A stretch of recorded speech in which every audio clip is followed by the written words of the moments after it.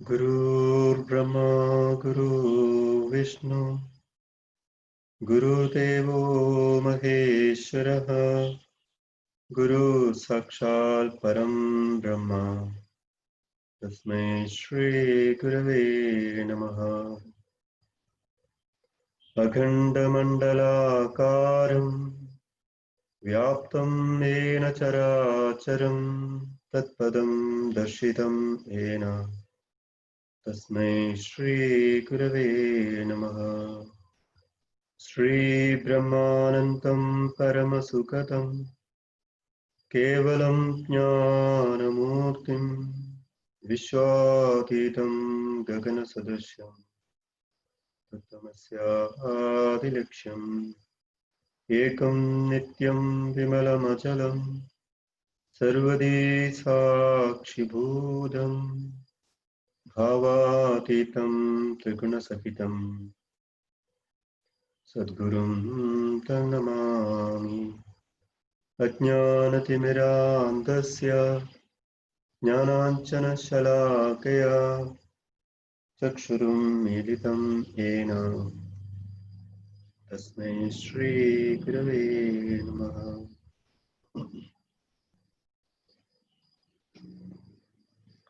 Let's chant Om 3 times. 3 പ്രാവശ്യം ഓം ഉച്ചരിക്കാം. ദീർഘശ്വാസം എടുക്കൂ. Chant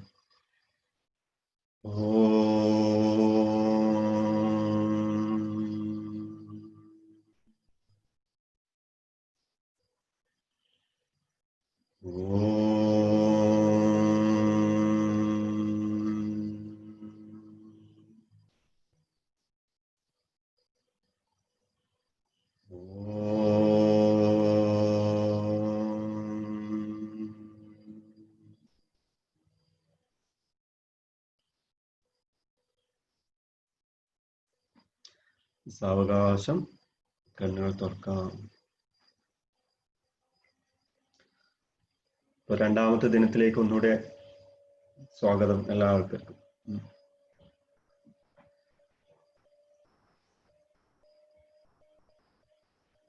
So start with a story. കഥയിലൂടെ തുടങ്ങാം നമുക്ക്.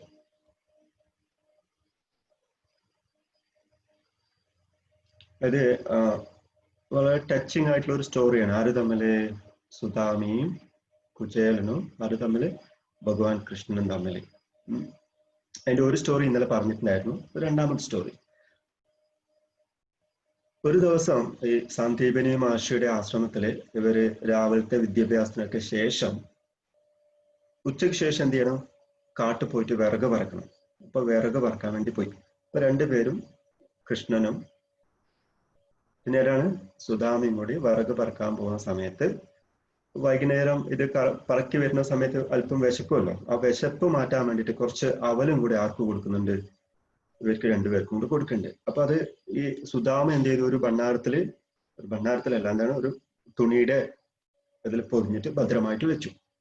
അപ്പൊ അവര് വിറക് പറക്കി കുറച്ച് കഴിയുന്ന സമയത്ത് നന്നായിട്ട് മഴ പെയ്യാൻ തുടങ്ങി. അത് കൂടാതെ ഒരു കടുവയും. അപ്പോൾ ഈ കടുവയെ കണ്ട സമയത്ത് ഇവര് നേരെ ഓടി അവിടെ കയറി മരത്തിന്റെ മുകളിലേക്ക് കയറി. നന്നായിട്ട് മഴയും പെയ്യുന്നുണ്ട്. മഴ ഇങ്ങനെ തോരാതെ പെയ്തുകൊണ്ടിരിക്കുകയാണ്. അരമണിക്കൂറായി, 1 മണിക്കൂറായി, ഒരു രക്ഷയില്ല. നന്നായിട്ട് നനഞ്ഞിരിക്കുന്ന സമയത്ത് എന്തായി? സുധാമക്ക് നന്നായിട്ട് വിശക്കാൻ തുടങ്ങി. വിശപ്പ് സഹിക്കാൻ വയ്യ. അപ്പൊ സുധാമ മരത്തിന്റെ മുകളിലാണ് ഉള്ളത്, കൃഷ്ണൻ തൊട്ട് താഴെയുള്ളത്. അപ്പൊ മെല്ലെ സുധാമ എന്ത് ചെയ്തു? ആ തുണി സഞ്ചിയൊക്കെ മെല്ലെ അഴിച്ചിട്ട് അവല് കഴിക്കാൻ വേണ്ടി തുടങ്ങി. അപ്പൊ കുറച്ച് സമയം കഴിഞ്ഞ സമയത്ത് കൃഷ്ണൻ ഇതൊക്കെ അറിയുന്നുണ്ട്. കൃഷ്ണൻ ചോദിച്ചു, നീ എന്താ കഴിച്ചുകൊണ്ടിരിക്കണെന്ന് ചോദിച്ചു. നീ എന്താ കഴിച്ചുകൊണ്ടിരിക്കുക? എന്തോ ശബ്ദം കേൾക്കണ്ടല്ലോ. അപ്പൊ സുധാമ പെട്ടെന്ന്, അപ്പോഴേക്ക് ഏകദേശം തീരാനായിരുന്നു. അപ്പൊ സുധാമ പറഞ്ഞു, അതല്ല, ഞാൻ ഈ മഴ കൊണ്ടിട്ട് തണുത്തിട്ട് പല്ലിങ്ങനെ കൂട്ടിയടിക്കുന്ന ഒച്ചയാണ് നീ കേൾക്കുന്നത്. പക്ഷെ ഞാൻ ഒന്നും തിന്നുന്നൊന്നുമില്ല. അല്ല, നേരത്തെ ആ സാന്ദീപനി മഹർഷിയുടെ ഭാര്യ തന്ന അവലൊക്കെ എവിടെ പോയി? അതൊക്കെ കംപ്ലീറ്റ് നേരത്തെ വന്ന മഴയത്തിൽ, നമ്മളെ കടുവനെ കണ്ടിട്ട് ഓടുന്ന സമയത്ത് മഴയത്തിൽ എല്ലാം പോയി എന്ന് പറഞ്ഞു. ഒന്നുമില്ല. കൃഷ്ണനാണ് നല്ലോണം വിശക്കുണ്ട്. മൂപ്പരെല്ലാം തീർത്തു. അപ്പൊ ഒരു കള്ളം പറഞ്ഞു. ആരോട്? കൃഷ്ണനോട് ഒരു കള്ളം പറഞ്ഞു. ആ കൃഷ്ണന്, ഭഗവാൻ കൃഷ്ണന് കൊടുക്കാത്തതാണ് ആർക്ക്? സുധാമക്ക് ഇല്ല ദാരിദ്ര്യത്തിന് മുഴുവനും കാരണം. അതിനുശേഷം അപ്പോൾ കൃഷ്ണൻ ചോദിക്കുന്നൊന്നുമില്ല കേട്ടോ. നീ എല്ലാം തിന്നതല്ലേ ഒന്നും ചോദിക്കില്ല. കഥ അവിടെ തീർന്നു. അവർ രണ്ടുപേരും ഈ ഗുരുകുല വിദ്യാഭ്യാസത്തിനൊക്കെ ശേഷം നേരെ എന്ത് ചെയ്തു, അവരവരുടെ സ്ഥലങ്ങളിലേക്ക് പോയി. അപ്പൊ ഇന്നലെ പറഞ്ഞതിന്റെ കണ്ടിന്യൂഷൻ ആണ്. അപ്പൊ സുദാമയെ ഇന്നലെ രാജാവ് എന്ത് ചെയ്തു, ചവിട്ടി താഴത്തേക്ക് ഇട്ടു. വലിയ പരിക്കുകളോടെ നേരെ എവിടത്തേക്ക് വന്നു, നേരെ സുദാമയുടെ വീട്ടിലേക്ക് വന്നു. ആകെ മൊത്തം പരിക്കുകളാണ്, അവിടെ മുറിഞ്ഞിട്ടുണ്ട്, ഇവിടെയൊക്കെ മുറിഞ്ഞിട്ടുണ്ട്. അപ്പൊ അങ്ങനെ മെല്ലെ ഇത് കണ്ടിട്ട് ഭാര്യക്ക് ആകെ സങ്കടമായി. എന്നിട്ട് തൊട്ടടുത്ത ദിവസം അവർ വീണ്ടും ഭിക്ഷയാചിക്കാൻ പോകും. ആര്? സുദാമ ഭിക്ഷയാചിക്കാൻ പോകും. ഭാര്യ എന്തെങ്കിലും കുറച്ച് കാര്യങ്ങളൊക്കെ കിട്ടി. അന്ന് ഒരു വീട്ടിൽ നിന്ന് ഒരു കുറച്ച് അരി കിട്ടി. ഇപ്പൊ വൈകുന്നേരം വന്നിട്ട് വീട്ടിൽ ഭക്ഷണമൊക്കെ വെക്കുന്ന സമയത്ത് ഭക്ഷണമൊക്കെ വെച്ചു. അത് കഴിഞ്ഞിട്ട് ഇവര് രാത്രി ഭക്ഷണം കഴിക്കാനിരിക്കുന്ന സമയത്ത് മക്കൾക്കൊക്കെ 4 പേർക്കും അവിടെ ഇരുത്തി ഭക്ഷണമൊക്കെ കൊടുത്തു.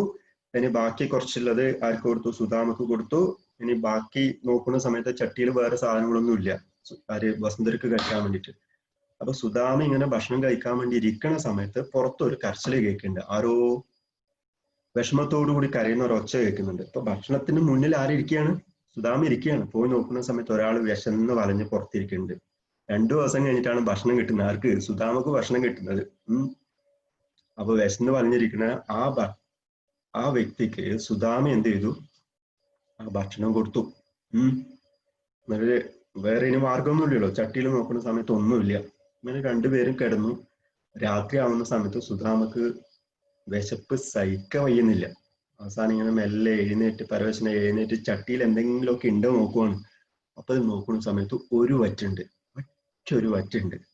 ആ വറ്റെടുത്തിട്ട്, അപ്പൊ ഇത് ചെയ്യുന്നത് മുഴുവൻ ആര് കാണുന്നുണ്ട്? വസുന്ധര കാണുന്നുണ്ട്. സുദാമയുടെ ഭാര്യ കിടന്നുകൊണ്ട് കാണുന്നുണ്ട് മൂപ്പര് ചെയ്യുന്നതൊക്കെ. ആ ഒരു വറ്റെടുത്തിട്ട് അതിനെ 2ആയിട്ട് മുറിച്ചിട്ട് ഒരു വറ്റ ആർക്ക് വെച്ചു? ഭഗവാൻ കൃഷ്ണന് വെച്ചു. ഒരു വറ്റ, ആകെ ഒരു വറ്റേ ഉള്ളൂ, ഭഗവാൻ കൃഷ്ണന് വെച്ചു. മറ്റേത് രണ്ടും, മറ്റൊരു കഷ്ണം കൂടി ഇല്ല, അരക്കഷ്ണം, അത് മുറിച്ചിട്ട് ഒന്ന് ഭാര്യക്കും വെച്ചു, ഒന്ന് അദ്ദേഹത്തിന് കഴിക്കാൻ വേണ്ടിയിട്ടും വെച്ചു. അപ്പൊ ഇത് കണ്ടുകൊണ്ട് ആരെഴുന്നേറ്റു? വസുന്ധര എഴുന്നേറ്റു. ദ്വാരകന് ഇതൊക്കെ കണ്ടുകൊണ്ടിരിക്കുകയാണ് ഇവർ ചെയ്യുന്നതൊക്കെ. അപ്പൊ ആ ഒരു വറ്റെടുത്തിട്ട് കൃഷ്ണന്റെ പ്രതിമയുടെ മുന്നിൽ വന്നിട്ട് ആ ഒരു വറ്റ് ആർക്ക് കൊടുക്കുകയാണ്? ഭക്തിയോടുകൂടി രണ്ടാളും കൂടിയിട്ട് ആ ഒരു വറ്റിന്റെ ഒരു കഷ്ണമാണ് കൊടുക്കുന്നത് കേട്ടോ. ആർക്കാണ്? കൃഷ്ണൻ ഇങ്ങനെ അർപ്പിക്കുകയാണ്. ആ അർപ്പിക്കുന്ന സമയത്ത് ദ്വാരകയില് കൃഷ്ണന്റെയും രുക്മിണിയുടെയും വയറ് നിറഞ്ഞിട്ട് ഏമ്പക്കം വിടാൻ തുടങ്ങി. അപ്പൊ കൃഷ്ണന്റെ വയറ് അറിഞ്ഞാൽ എന്താവും?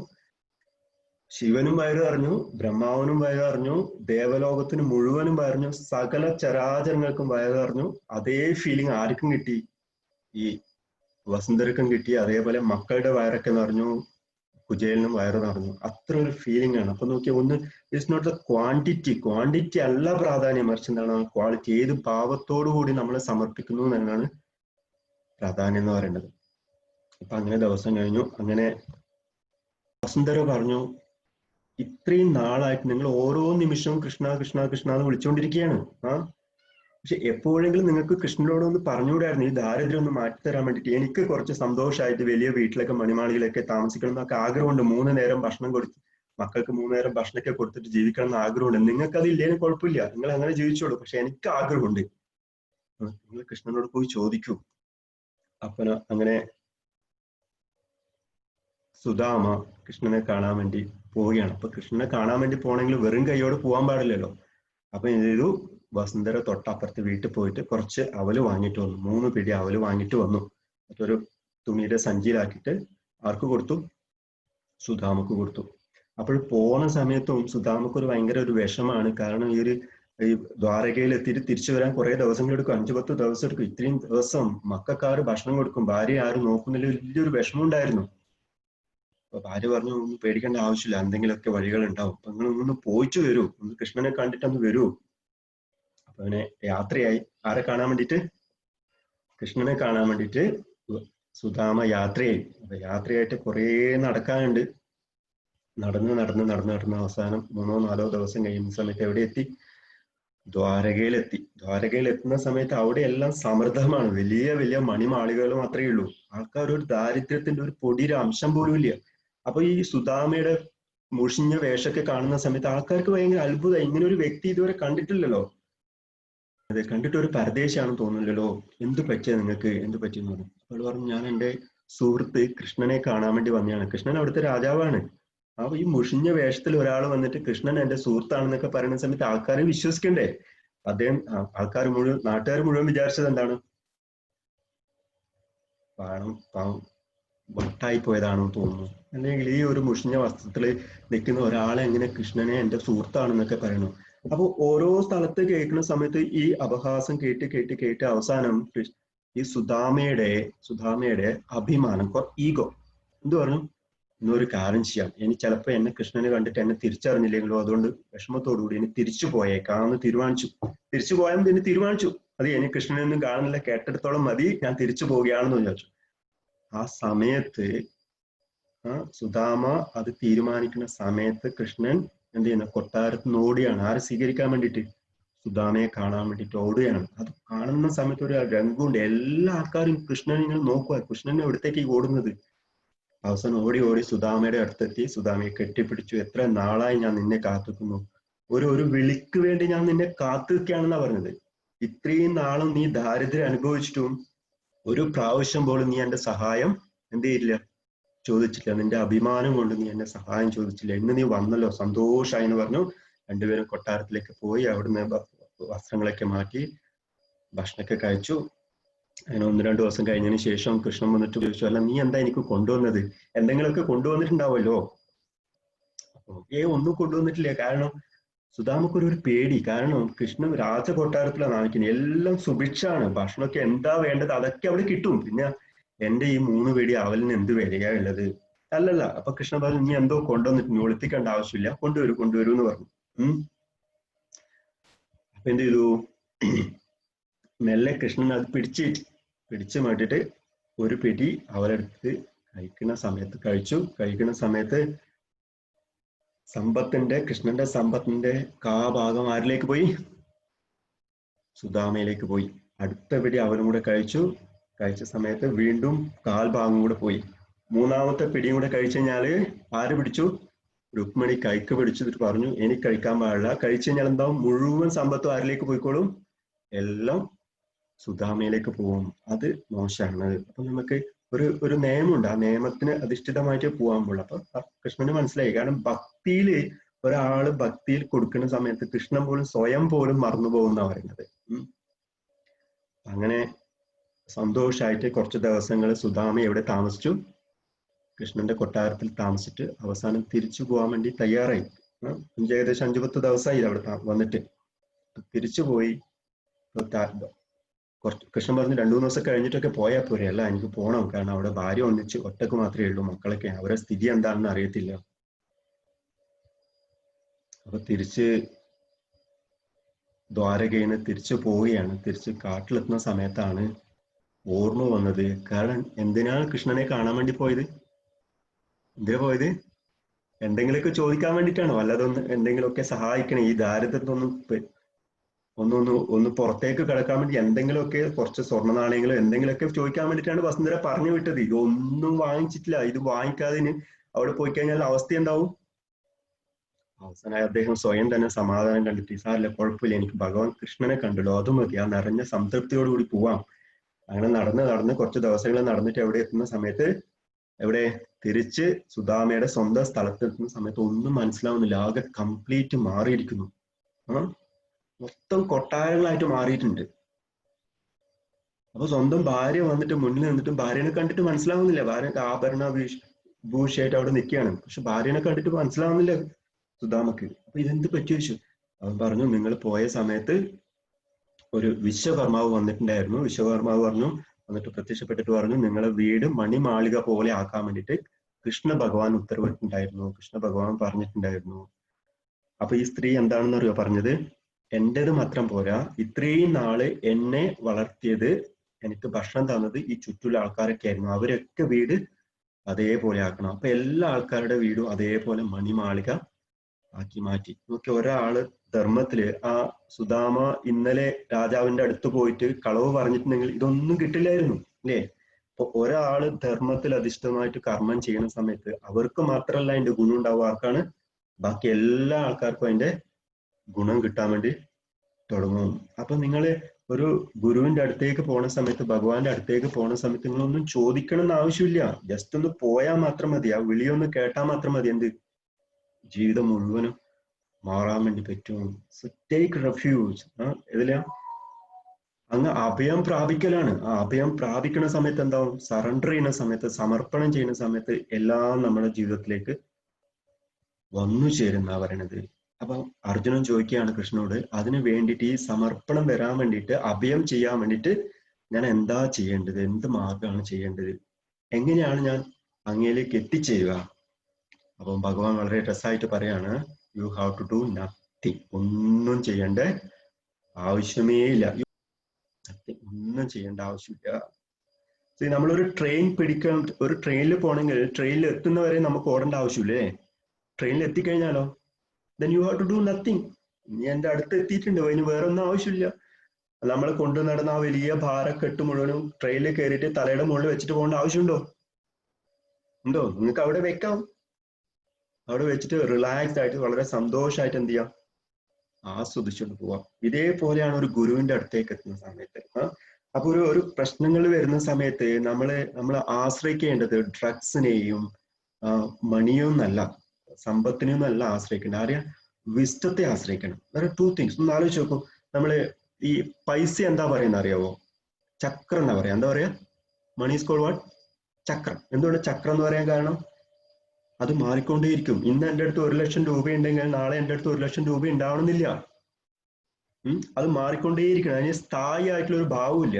അതുകൊണ്ടാണ് ലക്ഷ്മി എവിടെയുള്ളത്? ലക്ഷ്മി ഏതിന്റെ മുകളിലുള്ളത്? താമരയുടെ മുകളിലാണ്. താമര എവിടെയുള്ളത്? വെള്ളത്തിൽ. അപ്പോൾ വെള്ളത്തിലുള്ള താമര എന്ത് ചെയ്യും? എപ്പോഴും മാറിക്കൊണ്ടേയിരിക്കും. കീപ് ഫ്ലോട്ടിങ്, അങ്ങോട്ടും ഇങ്ങോട്ടും മൂവ് ചെയ്തുകൊണ്ടേയിരിക്കും. അതുകൊണ്ടാണ് ധനം എപ്പോഴും എന്ത് ചെയ്യും? സ്ഥായിയായി നിൽക്കത്തില്ല. അപ്പം സ്ഥായിയായി നിൽക്കാത്ത ഒന്നിനെ നമ്മൾ ആശ്രയിക്കാൻ പാടില്ല. പണത്തിന്റെ പുറകെ പോകാൻ വേണ്ടി പാടില്ല. It's keep on changing. ഇനി സരസ്വതി എവിടെയുള്ളത്? Saraswati is on the rock. പാറയുടെ മുകളിലാണ്. സ്റ്റേബിൾ ആണ്. റോക്ക് എന്ന് പറഞ്ഞാൽ എന്താ? മാറ്റമില്ലാത്തതാണ്.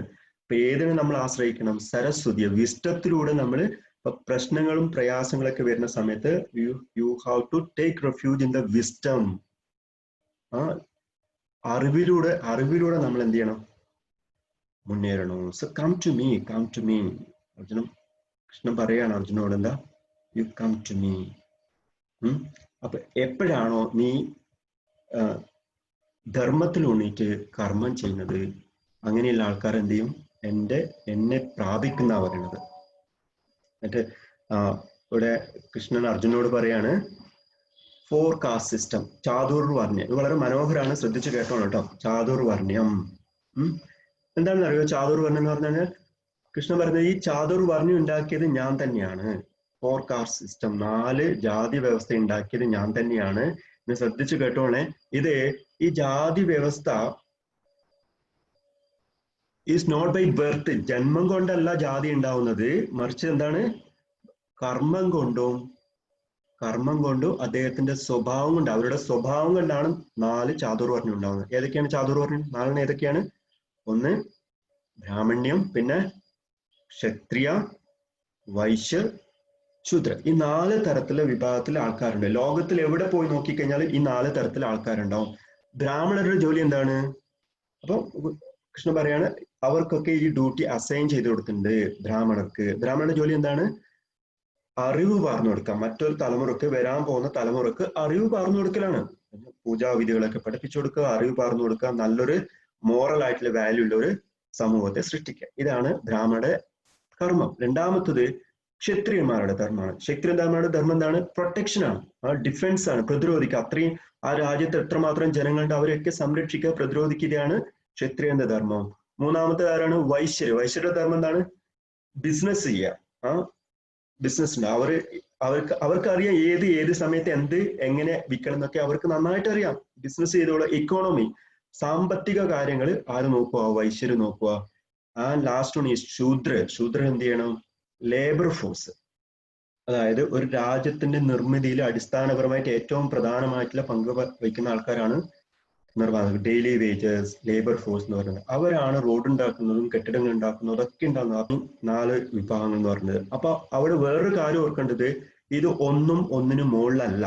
അതായത് ബ്രാഹ്മണർ മുകളിലും, ക്ഷത്രിയർ അതിന് താഴെയും, വൈശ്യർ അതിനേക്കാളും താഴെയും, ശൂദ്രർ അതിന് താഴെയും അങ്ങനെ അല്ല. അങ്ങനെ എവിടെയും കൃഷ്ണൻ പറഞ്ഞിട്ടില്ല. നമ്മൾ ഇന്നലെ പറഞ്ഞ പോലെ അത് പറഞ്ഞു വ്യാഖ്യാനം ചെയ്ത് ശൂദ്ര ഏറ്റവും താഴേക്കടയിലാണെന്ന് വരുത്തി വെച്ചു മാത്രമേ ഉള്ളൂ. അല്ല, എല്ലാവരും ഒരേ ലെവലിലെ ആൾക്കാർ തന്നെയാണ്.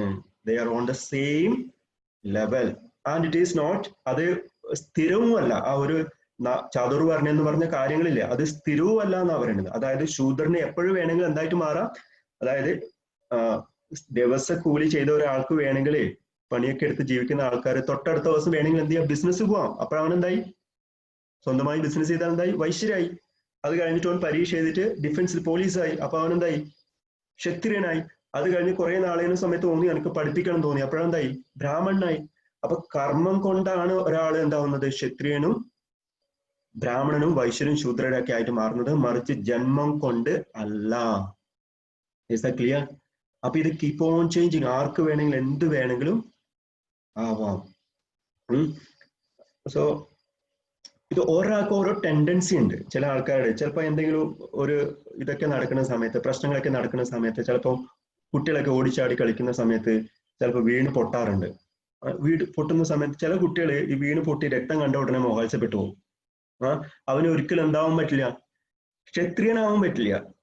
മറ്റുള്ള കുട്ടികൾ എന്ത് ചെയ്യും, എത്ര ചോര കണ്ടു കഴിഞ്ഞാലും അവനെ എടുത്ത് കൊണ്ടുപോകുന്ന ആൾക്കാരുണ്ട്. അവന് എന്ത് രക്തമാണുള്ളത്, ക്ഷത്രിയന്റെ രക്തമാണുള്ളത്. അപ്പൊ ഓരോ ആൾക്കാർക്ക് ഓരോ ടെൻഡൻസി ഉണ്ട്. ആ ടെൻഡൻസിക്ക് അനുസരിച്ചിട്ട് എന്ത് ചെയ്യണം നമ്മള്. ചില ആൾക്കാർ പഠിപ്പിക്കാൻ ഭയങ്കര ക്വാളിറ്റി ആയിരിക്കും, നല്ല ക്വാളിറ്റി ഉണ്ടാവും, വളരെ രസകരമായി വളരെ ഈസി ആയിട്ട് എന്ത് ചെയ്യും കാര്യങ്ങളെ പറഞ്ഞു കൊടുക്കാൻ വേണ്ടി പറ്റും. അവർക്ക് ഏത് ഗുണമുള്ളത്, ബ്രാഹ്മണ ഗുണമുള്ളത്. ചില ആൾക്കാർ വളരെ മനോഹരമായിട്ട് എന്ത് ചെയ്യും കാര്യങ്ങളൊക്കെ ചെയ്യും, വളരെ മനോഹരമായിട്ട്. പല വീഡിയോകളൊക്കെ കണ്ടിട്ടില്ലേ, ഭക്ഷണം ഉണ്ടാക്കുന്ന രീതികളൊക്കെ, ഭക്ഷണം ഉണ്ടാക്കുന്നതും അതേപോലെ ചിത്രകല ഉണ്ടാക്കുന്നതും, ഇതൊക്കെ ശൂദ്രതയാണ്. അവ ഓരോ ആൾക്ക് ഓരോ ടാലന്റ് ഉണ്ട്. So there is A story പറയട്ടെ. സോ ഒരു കോമന്റെ ഒരു ഷൂ ഷോപ്പ് ഉണ്ടായിരുന്നു. നമുക്ക് ഇങ്ങനെയുള്ള ആൾക്കാരെ വേണ്ട കേട്ടോ. കോമന്റെ ഷൂ ഷോപ്പ് ഉണ്ടായിരുന്നു. അപ്പൊ കോമൻ എന്ന് പറഞ്ഞാൽ എന്താണ്, കോമന്റെ ഷൂ ഷോപ്പാണ്, ഷൂ ആണ് വിൽക്കുക. അപ്പൊ അതിൽ രണ്ട് എക്സിക്യൂട്ടീവ് ഉണ്ടായിരുന്നു, കോരനും ചിണ്ടനും. ഈ രണ്ടുപേരും, കോരനും ചിണ്ടനും ആരാണ്, ഈ കോമന്റെ ഷോപ്പിലെ രണ്ട് എക്സിക്യൂട്ടീവ് ആണ്. അപ്പോ ഈ കോമൻ എന്ത് ചെയ്തു വെച്ചാല്, തൊട്ടടുത്ത രാജ്യത്ത് അവർക്ക് ഷൂവിന്റെ ഒരു കമ്പനി തുടങ്ങണം. അപ്പൊ ഈ രണ്ടുപേരെ അയക്കാണ്, എവിടത്തേക്ക്, അടുത്ത രാജ്യത്തേക്ക് അയക്കാണ്. അവിടെയുള്ള സാധ്യതകൾ പോയിട്ട് നിങ്ങളൊന്ന് പഠിച്ചിട്ട് വരും, എങ്ങനെയാണ് നമുക്ക് ചെയ്യാൻ വേണ്ടി പറ്റുമെന്നുള്ളത്. അപ്പൊ ആദ്യം എന്ത് ചെയ്തു, ചിണ്ടൻ പോയി അവിടെ ലാൻഡ് ചെയ്തു. നോക്കുന്ന സമയത്ത് കാണുന്നത് ഒരാള് പോലും എന്തിട്ടിട്ടില്ല, ചെരുപ്പിട്ടിട്ടില്ല. ഈ ചെരുപ്പിടാത്ത ആളെ എങ്ങനെയാണ് ഷൂ ധരിപ്പിക്കുക? ഇവർക്ക് ചെരുപ്പ് എന്താണെന്ന് പോലും അറിയത്തില്ല. ഒരാളുടെ കാലിൽ പോലും എന്താണെന്നുള്ള ചെരുപ്പ് കാണുന്നില്ല. ഇവരെങ്ങനെയാണ് ഞാൻ പറഞ്ഞു ഷൂ ധരിപ്പിക്കുക? വളരെ നിരാശയോടുകൂടി തിരിച്ച് അടുത്ത ഫ്ലൈറ്റിന് ആരും തിരിച്ചു വന്നു, നമ്മളെ ചിണ്ടൻ തിരിച്ചു വന്നു. എന്നിട്ട് കോമൻ MD-യോട് കാര്യങ്ങളൊക്കെ പറഞ്ഞ് ബോധിപ്പിച്ചു. സാറേ, ഒരു രക്ഷയില്ല, അവരൊന്നും ചെരുപ്പ് ധരിക്കാത്തവരാണ്, പിന്നെ എങ്ങനെയാണ് അവർ ഷൂ ധരിപ്പിക്കുക? ഒരു നിരാശയോടുകൂടി തിരിച്ചു വന്നു. അപ്പൊ ഇതൊക്കെ പേഴ്സണലായിട്ട് സംഭവിക്കുന്നതാണ് കേട്ടോ. അടുത്ത പ്രാവശ്യം തൊട്ടടുത്ത ദിവസം എന്തായാലും കോറിനോട് പറഞ്ഞു, ഒരു കാര്യം ചെയ്യൂ, പോയിട്ട് വരൂ, ഇതേ സ്ഥലത്ത് പോയിട്ട് വരൂ. അപ്പൊ കോറിന് ഇതൊന്നും അറിയുന്നില്ല, ചിണ്ടൻ അവിടെ പോയാലും തിരിച്ചു വന്നതൊന്നും അറിയില്ല. അപ്പൊ അവിടെ പോയി ഇറങ്ങി ആൾക്കാരെ നാളെ കാണുന്ന സമയത്ത് ഒരാൾ പോലും ചെരുപ്പ് ഇട്ടിട്ടില്ല. അപ്പൊ കോരൻ ഭയങ്കര സന്തോഷം കൊണ്ട് തുള്ളിച്ചാടാൻ തുടങ്ങി. അപ്പൊ ഇവര് ചെരുപ്പ് പോലും ഇടുന്നില്ല. അപ്പൊ എന്ത് ചെയ്യാ, ഇത് പറഞ്ഞു കൊടുത്തിട്ട് എനിക്ക് ഷൂ അവർക്ക് വാങ്ങിക്കാൻ വേണ്ടി പറ്റും. ചെരുപ്പിട്ടാലുള്ള ഗുണം, ഷൂ ഇട്ടാലുള്ള ഗുണം അവർക്ക് പറഞ്ഞ് ധരിപ്പിച്ചിട്ട് അവരെ വാങ്ങിക്കാൻ വേണ്ടി പറ്റും. അത്ര മനസ്സ് സാധ്യതകളുണ്ട്. കോമ്പറ്റീഷൻ ഇല്ല. കാരണം വേറൊരു കമ്പനി അവിടെ ചെരുപ്പോ ഷൂ ഒന്നും നടത്തിയിട്ടില്ല. അപ്പൊ എന്ത് പറ്റും, ഇത് ഏറ്റവും നല്ല ഓപ്പർച്യൂണിറ്റിയാണ്. അത് സന്തോഷം കൊണ്ട് അടുത്ത ഫ്ലൈറ്റിന് ആര് തിരിച്ചു വന്നു, കോരൻ തിരിച്ചു വന്നു. MD കോമനോട് പറഞ്ഞു, എന്ത് വളരെ നല്ല അനുകൂലമായിട്ടുള്ള ഒരു അന്തരീക്ഷമാണ് എവിടെ, ആ രാജ്യത്തെ. കാരണം അവിടെ ആരും ചെരുപ്പിടുന്നില്ല. അതുകൊണ്ട് നമ്മുടെ ബിസിനസ് അവിടെ താഴ്ച വളരുന്ന എനിക്ക് പൂർണ്ണ 100% ഉറപ്പുണ്ട്. This is 2 attitude. One is called കോരൻ ആറ്റിറ്റ്യൂഡ്, രണ്ടാമത്തെ എന്താണ്, ചിണ്ടൻസ് ആറ്റിറ്റ്യൂഡ്. അതിൽ ആർക്കാണ് ആ വൈശ്യന്റെ ഗുണം ആർക്കാണുള്ളത്, വൈശ്യന്റെ ഗുണം ആർക്കാണുള്ളത്? കോരനുള്ളത്. കാരണം ആ രണ്ടുപേർക്ക് ഒരേ സിറ്റുവേഷനാണ് കൊടുത്തത്. പക്ഷെ രണ്ടാളുടെ ഉള്ളിലെ ടെൻഡൻസി, നേച്ചർ എന്താണ്, ഒരാൾക്ക് ബിസിനസ് ചെയ്യാനുള്ളതാണ്. അപ്പൊ ഈ 4 തരത്തിലുള്ള ആൾക്കാർ എപ്പോഴും ലോകത്തിൽ ഉണ്ടാവും. പക്ഷെ അതൊന്നും ഒന്നിന് താഴെയോ ഒന്നിന് മുകളിലോ അല്ല. ദേ ആർ ഈക്വലി ഇമ്പോർട്ടന്റ് ആണ്. എന്നിട്ട് പറയാണ്, അപ്പൊ നിന്റെ ധർമ്മം എന്താണ് അർജുന, നിന്റെ ധർമ്മം എന്താണ്? ഈ 4 കാര്യങ്ങൾ കൃഷ്ണൻ എന്തിനാ അർജുനോട് പറഞ്ഞു കൊടുക്കുന്നത്? അർജുനന് പറഞ്ഞു കൊടുക്കുന്ന എന്തിനു വേണ്ടിയിട്ടാണ്? അർജുന, നിന്റെ ധർമ്മം എന്താണ്? നീ ക്ഷത്രിയനാണ്. ക്ഷത്രിയന്റെ ധർമ്മം എന്താണ്? യുദ്ധം ചെയ്യലാണ്, മറിച്ച് ഒളിച്ചോടലല്ല. നീ ഈ യുദ്ധഭൂമിയിൽ നിന്ന് ഒളിച്ചോടിക്കഴിഞ്ഞാൽ എന്താവും? അധർമ്മമായിട്ട് മാറും. ക്ഷത്രിയന്റെ ധർമ്മം എന്താണ്? യുദ്ധം ചെയ്യലാണ്. അതിൽ നിന്ന് ഒളിച്ചോടിപ്പോയി കഴിഞ്ഞാല് അതെന്തായിട്ട് അധർമ്മമാവും. അധർമ്മം ചെയ്തു കഴിഞ്ഞാൽ എന്താവും? അതിന്റെ ഫലം നീ അനുഭവിക്കേണ്ടതായിട്ട് വരും. എന്നിട്ട് കൃഷ്ണൻ ഒന്നുകൂടെ പറയാണ്, നമ്മുടെ ആത്മാവ് എന്ന് പറയുന്നത്, കോൺഷ്യസ്നെസ് എന്ന് പറയുന്നത് ഈ കർമ്മത്തിൽ നിന്നൊക്കെ മുക്തരുമാണ്. ഈ 4 ചാതുർവർണ്ണ്യം എന്ത് ബാധിക്കുന്നില്ല? നമ്മളെ കർമ്മത്തെ ഈ ബോധത്തെയോ കോൺഷ്യസ്നെസ്സിനെയോ ഇതൊന്നും ബാധിക്കുന്നതേയില്ല. അതുകൊണ്ട് നീ ധൈര്യപൂർവം കർമ്മം ചെയ്തോളൂ. അതായത് നീ ഭീഷ്മരെയോ അല്ലെങ്കിൽ ദ്രോണാചാര്യരോ കൗരവരെ ആര് തന്നെ വധിച്ചു കഴിഞ്ഞാലും അതിൻ്റെ ഒന്നും കർമ്മഫലം എവിടെ ബാധിക്കുന്നില്ല? നിന്റെ ബോധത്തിന് ബാധിക്കുന്നില്ല. കാരണം അത് നിന്റെ ധർമ്മമാണ്. So you don't bother about that. അതിനെക്കുറിച്ച് നീ ബേജാറാവേണ്ട ആവശ്യമേ ഇല്ല. സോ ഇവിടെ അർജുനൻ ഫോക്കസ് ചെയ്യുന്നത്, അർജുന ഈസ് ഫോക്കസ്ഡ് ഓൺ ഒരു മാറിക്കൊണ്ടിരിക്കുന്ന സംഗതികളെയാണ് അർജുനൻ ഫോക്കസ് ചെയ്യുന്നത്. കുറച്ചൊന്ന് ശ്രദ്ധിച്ച് കേട്ടോണം കേട്ടോ. അർജുനൻ ഫോക്കസിന് എവിടെയാണ്? മാറിക്കൊണ്ടിരിക്കുന്ന സംഗതികളാണ്. അതായത് അർജുന്റെ ദൃഷ്ടി മുഴുവൻ തൊട്ടപ്പുറത്താണ്, കൗരവരിലാണ്. അവിടെ ഭീഷ്മരിലാണ്, ദ്രോണാചാര്യരിലാണ്, കൗരവരിലാണ്, സഹോദരന്മാരിലൊക്കെയാണ്. ഈ ശരീരം എന്നൊക്കെ പറയുന്ന സാധനം മാറിക്കൊണ്ടേയിരിക്കുന്നതാണ് അല്ലെ? ശ്രദ്ധിക്കണ്ടോ? ഈ ഓരോ ആൾക്കാരുടെ ശരീരം എന്നൊക്കെ പറയുന്നത് എന്താണ്? മാറിക്കൊണ്ടേയിരിക്കുന്നതാണ്. അവരുടെ അഭിപ്രായമൊക്കെ മാറിക്കൊണ്ടിരിക്കുന്നത്. അതിലാണ് ആര് ഫോക്കസ് ചെയ്തിരിക്കുന്നത്? അർജുനൻ ഫോക്കസ് ചെയ്തിരിക്കുന്നത്. അപ്പൊ എപ്പോഴാണോ നമ്മൾ മാറിക്കൊണ്ടേയിരിക്കുന്ന ഒന്നിൽ ഫോക്കസ്ഡ് ആയിരിക്കുന്നത്, അപ്പോഴെന്താവും? നമ്മുടെ ഉള്ളിലെ ആങ്സൈറ്റി, നെർവസ്നെസ് ഒക്കെ വരാൻ വേണ്ടി തുടങ്ങും. Got the point? എപ്പോഴാണോ നമ്മളെ മനസ്സ് മാറിക്കൊണ്ടിരിക്കുന്നതിൽ ഫോക്കസ്ഡ് ആവുന്നത്, അപ്പോഴുള്ളിൽ നമ്മളെ ഉള്ളിൽ നെർവസ്നെസ്സും അസ്വസ്ഥതയൊക്കെ വരാൻ വേണ്ടി തുടങ്ങും. So when you are focused on the non-changing aspect, എപ്പോഴാണോ നമ്മളെ ശ്രദ്ധ മാറ്റമില്ലാത്ത ഒന്നിൽ ഉണ്ടാവുന്നത്, വിസ്തത്തിൽ ഉണ്ടാവുന്നത്, കൃഷ്ണനിലേക്ക് പോകുന്നത്, അപ്പോഴെന്താവും? നമ്മൾ റിയൽ ആയിട്ടുള്ള ശരിക്കുള്ള ഒരു സ്വാതന്ത്ര്യവും സന്തോഷമൊക്കെ നമ്മൾ അനുഭവിച്ചറിയാൻ വേണ്ടി പറ്റും. നമുക്ക് നിങ്ങളൊരു തൂക്കുപാലത്തിലൂടെ സഞ്ചരിക്കാന്ന് വിചാരിച്ചോളൂ. എവിടെയാണ്? തൂക്കുപാലത്തിലൂടെ പോവുകയാണ്. അപ്പൊ തൂക്കുപാലം എന്ന് പറഞ്ഞെന്താ? Is shaking. അപ്പൊ ഷെയ്ക്ക് ചെയ്യുന്ന സമയത്ത് നമ്മൾ ഏതിലാണ് പിടിക്കുക? പറയും. ആ ഷെയ്ക്ക് ചെയ്യുന്ന സമയത്ത് സംരക്ഷണത്തിന് വേണ്ടി നമ്മൾ ഏതിനാണ് പിടിക്കുക? നമ്മളൊരു കമ്പി ഉണ്ടാവൂലേ? ആ കമ്പി എന്ന് പറഞ്ഞ സ്ഥിരമായിട്ടുള്ള ഒരു സംഗതിയാണ്, സ്ഥായി ആയിട്ടുള്ള ഒരു സാധനമാണ്. അതും ആടിക്കൊണ്ടിരിക്കുന്നുണ്ടെങ്കിലോ നമ്മൾ അതിന് പിടിക്കാൻ പോവോ? ഇല്ല. അപ്പൊ നമ്മൾ പിടിക്കുന്നത്, ഇപ്പൊ ലൈഫില് ഷെയ്ക്കിങ് ഉണ്ടാവുന്ന സമയത്ത് നമ്മൾ പിടിക്കേണ്ടത് എന്തിനാണ്? ഷെയ്ക്കായ ഒരു സാധനത്തെയല്ല, ഈ നമ്മൾ പറഞ്ഞ ജീവിതത്തിലെ ബാക്കി എല്ലാ കാര്യങ്ങളും മാറിക്കൊണ്ടിരിക്കുന്ന അതിലെല്ലാം നമ്മൾ ആശ്രയിക്കേണ്ടത്. മറിച്ച് എന്താണ്?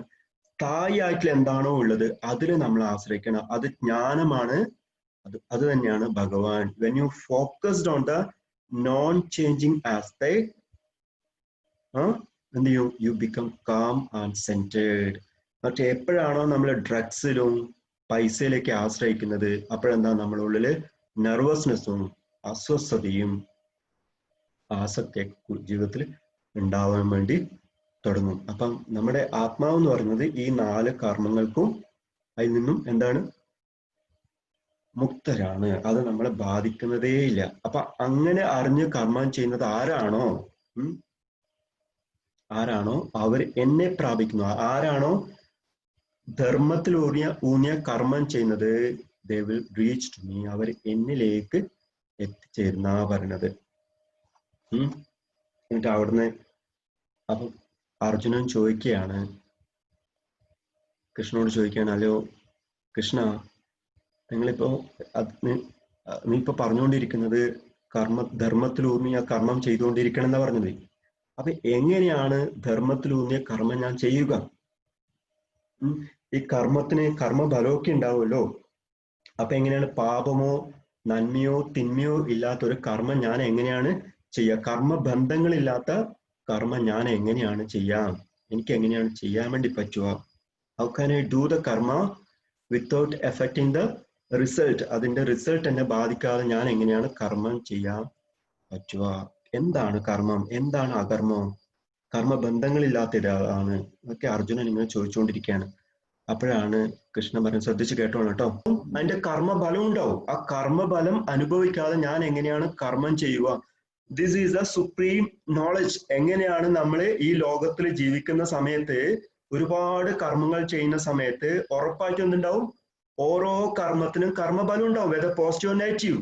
പക്ഷെ അത് അനുഭവിക്കാതെ എങ്ങനെയാണ് നമ്മൾ കർമ്മം ചെയ്യുക? അതാണ് അർജുനൻ ചോദിക്കുന്നത്. അപ്പോ കൃഷ്ണൻ പറയുന്ന മറുപടിയാണ്, കേൾക്കണ്ടല്ലോ എല്ലാ ആൾക്കാരും? കൃഷ്ണൻ പറയാണ്, ഏത് കർമ്മമായി കഴിഞ്ഞാലും, whether the most perfect action, ഏത് പ്രവൃത്തി, ഏത് കർമ്മം ചെയ്യുന്ന സമയത്ത് എത്ര പെർഫെക്റ്റ് ആയി ചെയ്തു കഴിഞ്ഞാലും there will be some imperfections. അതിൽ എന്ത് കാണും?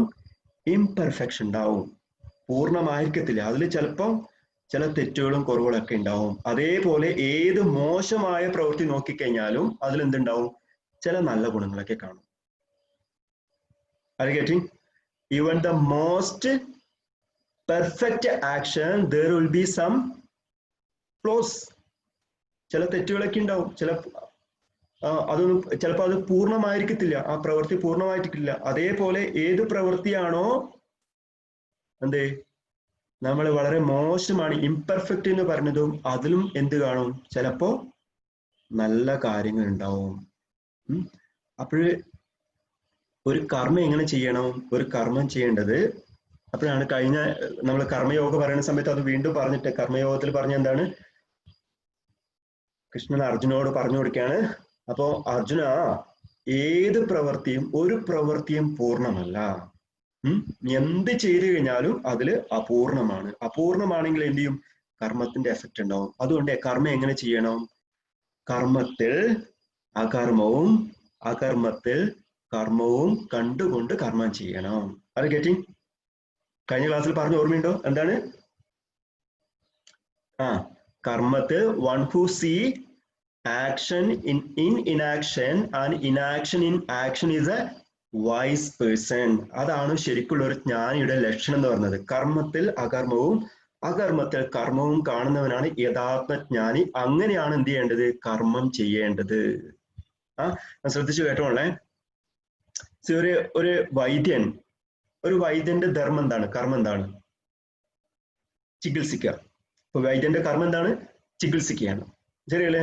അപ്പൊ ആ ചികിത്സിക്കുന്ന സമയത്ത് ആ രോഗിയുടെ രോഗം മാറുകയോ ചിലപ്പോൾ രോഗം ഭേദമാവുകയോ ഭേദമാവാതിരിക്കുകയോ ചെയ്യാം. അത് ആരുടെ കയ്യിലല്ല? ഡോക്ടറുടെ കയ്യിലല്ല.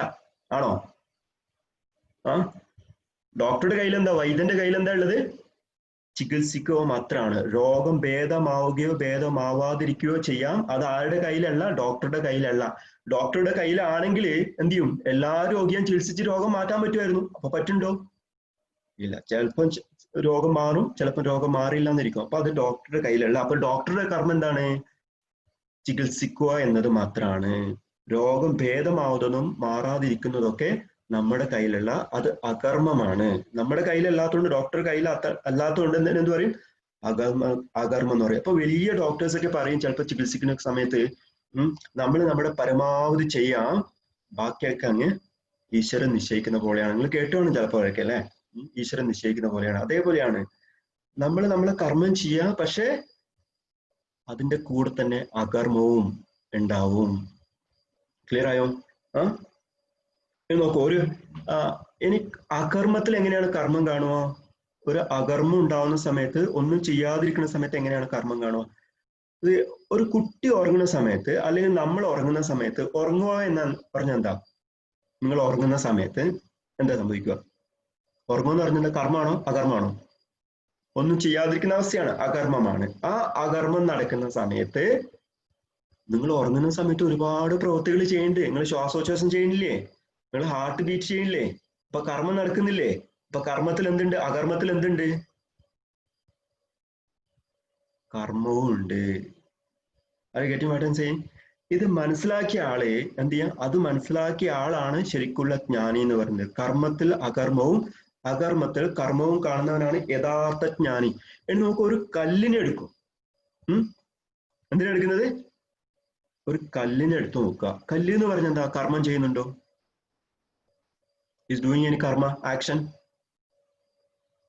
ഒരു കർമ്മമില്ല അതിന്, അകർമ്മമാണ്. പക്ഷെ അതിൽ പോലും എന്തുണ്ട്, അതിനെ നമ്മൾ പൊടിച്ചിട്ട് ചെറിയ ചെറിയ കഷ്ണങ്ങളാക്കി തരികളാക്കി അതിൻ്റെ ഉള്ളിലേക്ക് പോയി കഴിഞ്ഞാൽ നിങ്ങൾക്ക് കാണാം എന്ത്, കാർബണും ഹൈഡ്രജനും ഓക്സിജനും അലുമിനിയം ഒക്കെ കാണാം. അതിൻ്റെ ഉള്ളിലേക്ക് പോയി കഴിഞ്ഞാൽ ആറ്റം കാണാം. ആ ആറ്റത്തിനുള്ളിൽ പ്രോട്ടോണുകളും ന്യൂട്രോണുകളും ഇലക്ട്രോണുകളും ഉണ്ട്. അവ ചലിക്കുന്നുണ്ടോ ഇല്ലയോ? ഇലക്ട്രോണുകൾ ചലിക്കുന്നുണ്ട്. അപ്പൊ അവിടെ എന്ത് നടക്കുന്നുണ്ട്? കർമ്മം നടക്കുന്നുണ്ട്. പുറത്തെന്താണ്? കല്ലെന്തെങ്കിലും ചലിക്കുന്നുണ്ടോ? ഇല്ല. അപ്പൊ അതെന്താണ്? അകർമ്മമാണ്. പക്ഷെ ആ അകർമ്മത്തിന്റെ ഉള്ളിൽ എന്ത് നടക്കുന്നുണ്ട്? കർമ്മം നടക്കുന്നുണ്ട്. Are you getting? അപ്പൊ ഉള്ളിൽ എന്ത് നടക്കുന്നുണ്ട്? കർമ്മം നടക്കുന്നുണ്ട്, ചലനം നടക്കുന്നുണ്ട്. അതാണ് ആ കല്ലിനെ അങ്ങനെയായിട്ട് നിലനിർത്താൻ കാരണം. പക്ഷെ അതിന്റെ പുറമെ വല്ല മാറ്റമുണ്ടോ? ഒന്നുമില്ല, അകർമ്മാണ്. അപ്പൊ ഉള്ളിൽ എന്തുണ്ട്? കർമ്മമുണ്ട്. പുറത്ത് അകർമ്മാണ്. പുറത്ത് അകർമ്മാണ്, ഉള്ളിൽ എന്തുണ്ട്? കർമ്മമുണ്ട്. അപ്പൊ എന്ത് നോക്കിക്കഴിഞ്ഞാൽ ഏത് പ്രവൃത്തി ചെയ്യുന്ന സമയത്തും ഈ ഒരു ഭാവത്തിലൂടെ നമ്മൾ ചെയ്തു കഴിഞ്ഞാൽ അതിനെ എന്ത് ബാധിക്കത്തില്ല? കർമ്മബന്ധങ്ങൾ ഉണ്ടാവത്തില്ല എന്ന് പറയുന്നത്. If you see everything is a happening, എല്ലാം സംഭവിക്കുകയാണെന്ന് നിങ്ങൾക്ക് ബോധ്യമായി കഴിഞ്ഞാൽ യു ബിക്കം എ വിറ്റ്നസ്. നമ്മൾ എന്തായിട്ട് മാറും? ഒരു സാക്ഷിയായിട്ട് മാറും. എന്റെ പ്രവൃത്തി മൂലമല്ല ഇതൊക്കെ സംഭവിക്കുന്നത്, ഇതൊക്കെ അങ്ങ് സംഭവിച്ചു പോവുകയാണ്. നമ്മൾ എപ്പോഴെന്താവും? നമ്മളൊരു സാക്ഷിയായിട്ട് മാറും. മറിച്ചല്ല, ഇതെല്ലാം ഞാൻ മൂലം ചെയ്തതാണ് നമ്മൾ വിചാരിക്കുകയാണെങ്കിൽ you become a victim. Getting what I am saying? അപ്പൊ ആരാണോ കർമ്മത്തില് അകർമ്മവും അകർമ്മത്തിൽ കർമ്മവും കാണുന്നവന്, ആ അറിവിൽ എത്തിയ ആൾക്കാർക്ക് പിന്നെ എന്തില്ല? കർമ്മ ബന്ധങ്ങളില്ല. ഏത് പ്രവൃത്തിയാണോ നമ്മള് റിസൾട്ടിനെ കുറിച്ച് ബേജാറാവാതെ ചെയ്യുന്നത്, അതിനെന്തില്ല? കർമ്മബന്ധങ്ങൾ ഇല്ല. If you any action you are expecting nothing, നമ്മളൊരു ഒന്നും പ്രതീക്ഷയില്ലാതെ ഏത് പ്രവൃത്തിയാണോ ചെയ്യുന്നത്, that action is has no blemishes, അതിനെന്തില്ല? അതിന് കുറവുകളില്ല. And it is devoid of impurities. ശ്രദ്ധിച്ചു കേട്ടോളേ. ഏത് പ്രവൃത്തിയാണോ നിങ്ങൾ ഒന്നും പ്രതീക്ഷിക്കാതെ ചെയ്യുന്നത്, വിത്തൗട്ട് എക്സ്പെക്ടിങ് എനിത്തിങ്, ഏത് പ്രവൃത്തിയാണ് ഒന്നും പ്രതീക്ഷിക്കാതെ ചെയ്യുന്നത്, ആ പ്രവൃത്തി എന്താണ്? അതിൽ കളങ്കമില്ല, അത് പൂർണ്ണവുമാണ്, അതിൽ ഇംപ്യൂരിറ്റീസ് ഇല്ല എന്നാ പറയുന്നത്. അങ്ങനെ ആരാണോ കർമ്മം ചെയ്യുന്നത് അവരെ എന്ത് ബാധിക്കുന്നില്ല? കർമ്മബന്ധങ്ങള് ബാധിക്കുന്നില്ല. അത് getting what I am saying? മനസ്സിലാവുണ്ടോ? വല്ലതും അല്ല മുകളിലേക്ക് കൂടിയാണോ പോകുന്നത്? അപ്പൊ ഏത് പ്രവൃത്തി നമുക്ക് എങ്ങനെ ചെയ്യാൻ വേണ്ടി പറ്റും? ഏതുപോലെ ചെയ്യാൻ വേണ്ടി പറ്റും? ഇതേപോലെ ചെയ്യാൻ പറ്റും. ഞാനല്ല ചെയ്യുന്നത്. നോക്കൂ, നമ്മളൊരു പ്രവൃത്തി ചെയ്യുന്ന സമയത്ത് 3 കാര്യങ്ങളാണ്. സാധാരണ ആൾക്കാർ പ്രവൃത്തി ചെയ്യുന്ന എന്തിനു വേണ്ടിയിട്ടാണ്? ഒരു സേവ ചെയ്യുന്ന സമയത്ത് 3 കാര്യങ്ങൾ. 1 four attention, appreciation and approval. ഇന്നലെ പറഞ്ഞില്ലായിരുന്നു 3 കാര്യങ്ങൾ. നമ്മളിപ്പോ എന്തെങ്കിലും ഒരു കാര്യങ്ങൾ ചെയ്യുന്ന സമയത്ത് നമ്മൾ എന്തിനു വേണ്ടിയിട്ടാണ് ഇതൊക്കെ ചെയ്യുന്നത്? ഒന്ന് എന്തിനു വേണ്ടിയിട്ടാണ്? ഒരു ശ്രദ്ധ കിട്ടാൻ വേണ്ടി. ചിലപ്പോൾ നമ്മൾ വീട്ടിൽ ചെറിയ കുട്ടികളൊക്കെ ഉണ്ടെങ്കിൽ അവരെന്തെങ്കിലുമൊക്കെ കളിക്കും, എന്തെങ്കിലും ഗോഷ്ടികളൊക്കെ കാണിക്കും. എന്തിനു വേണ്ടിയിട്ട് ചെയ്യുന്നത്? To get attention. അത് മാത്രം മതിയോ? അത് പോരാ. നിങ്ങൾ എന്ത് പറയണം? ഒന്ന് അവനെ ഓക്കെ ഉഷാറായിട്ടുണ്ട് പറയണം, അല്ലെ? So that's called appreciation. And third one is what? Approval, അംഗീകാരം കിട്ടാൻ വേണ്ടിയിട്ട്. ഇതേപോലെ നമ്മൾ ഏത് പ്രവൃത്തിയാണോ എന്ത് ചെയ്യുന്നത്, നിങ്ങൾ ശ്രദ്ധ കിട്ടാൻ വേണ്ടിയിട്ടും അംഗീകാരം കിട്ടാൻ വേണ്ടിയിട്ടും അപ്രീസിയേഷൻ കിട്ടാൻ വേണ്ടിയിട്ട് ചെയ്യുന്നത്, അത് എന്തുണ്ട്? അതില് ബലത്തിലൂന്നിയതാണ്.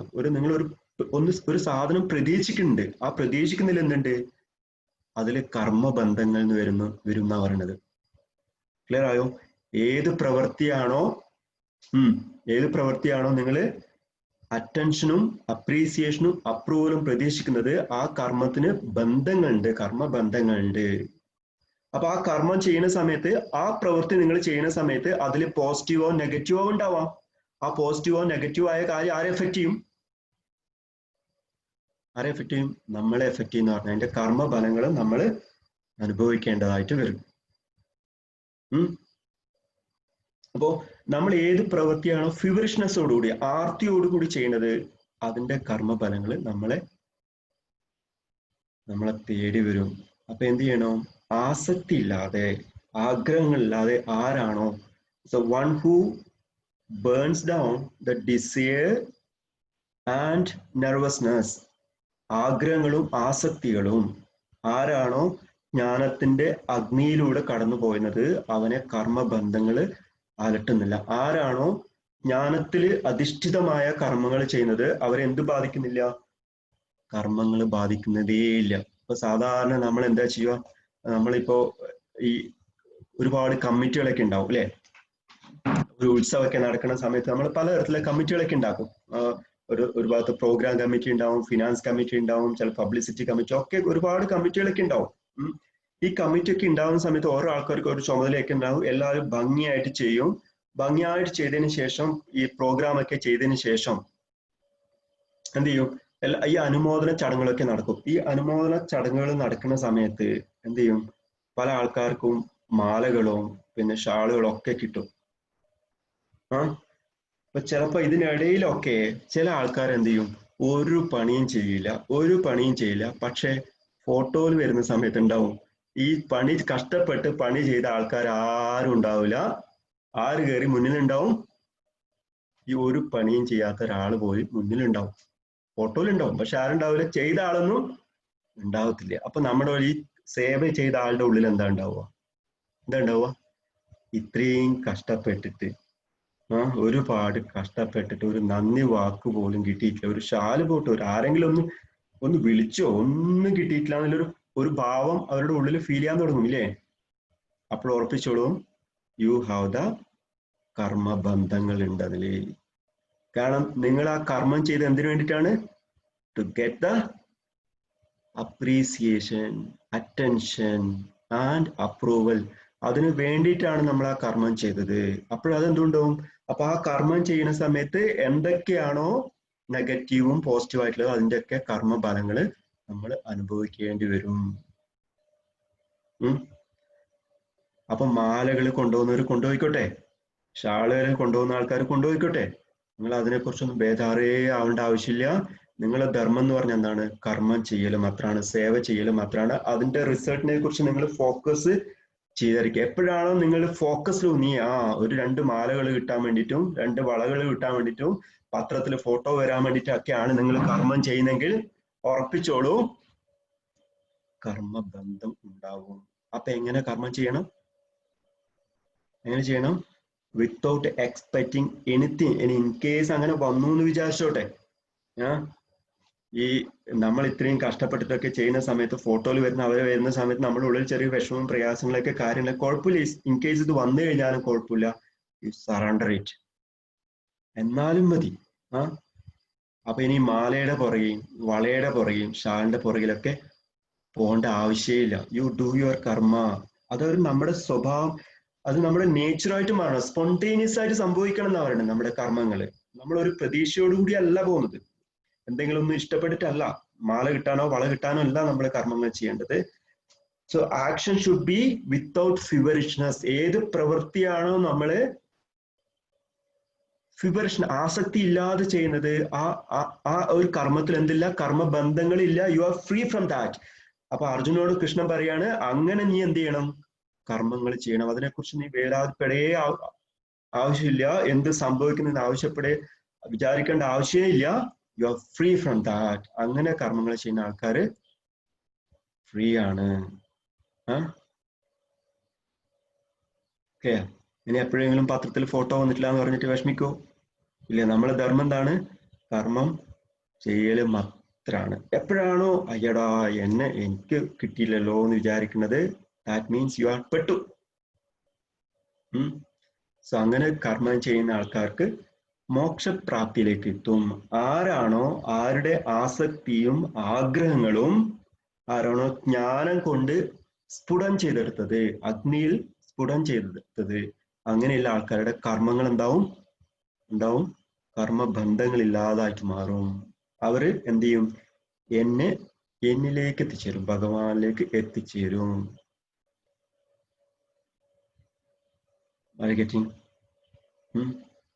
അപ്പൊ കർമ്മങ്ങൾ എങ്ങനെ ചെയ്യണം?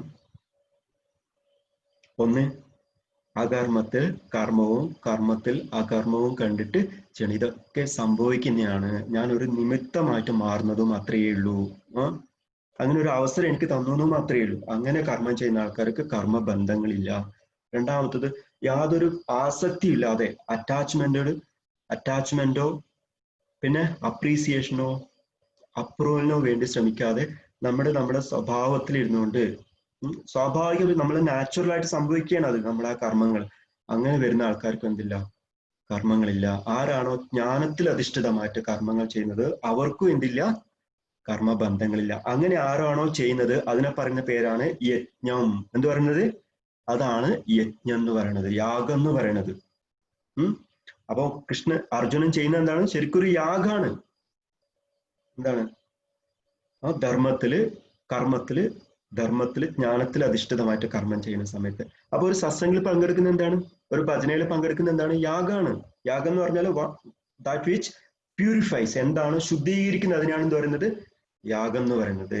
നമ്മളെ പ്രാണായാമം ക്രിയൊക്കെ ചെയ്യുന്നത് ഒരു യജ്ഞാണ്, യാഗാണത്. ഫാസ്റ്റിംഗ് എന്ന് പറഞ്ഞ എന്താണ്?